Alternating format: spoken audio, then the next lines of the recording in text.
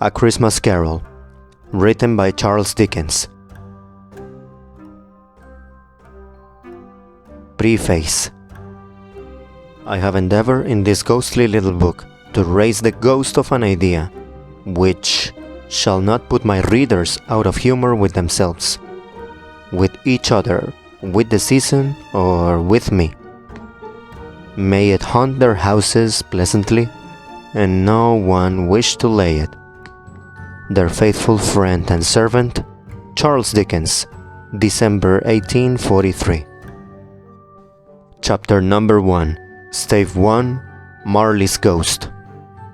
Marley was dead, to begin with. There is no doubt whatsoever about that. The register of his burial was signed by the clergyman, the clerk, the undertaker, and the chief mourner. Scrooge signed it, and Scrooge's name was good upon change for anything he chose to put his hand to.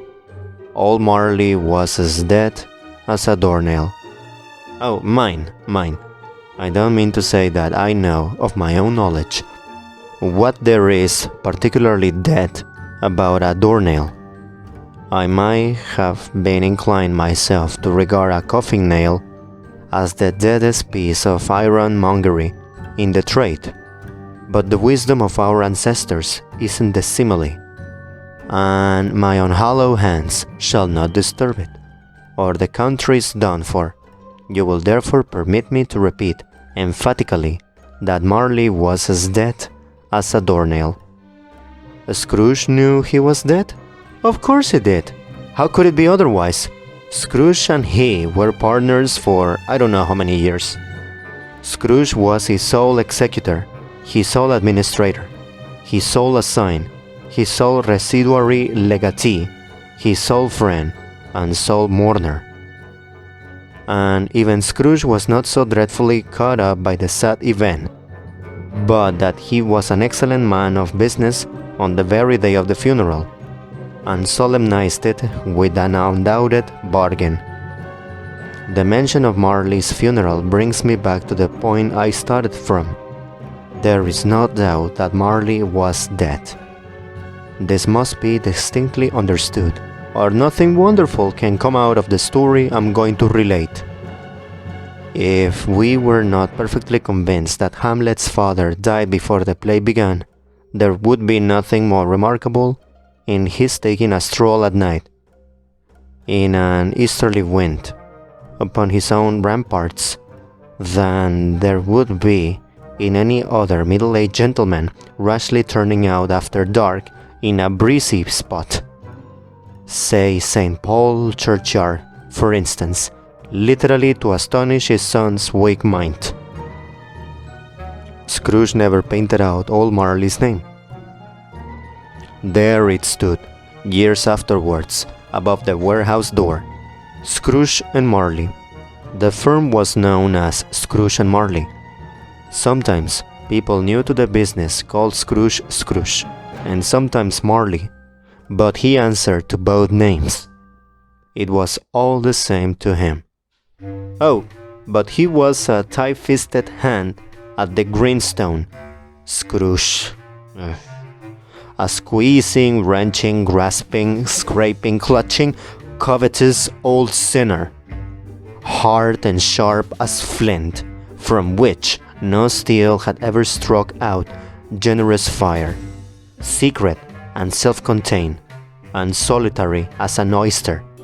The cold within him froze his whole features, nipped his pointed nose, shriveled his cheek, stiffened his gait, made his eyes red, his thin lips blue, and spoke out shrewdly in his grating voice.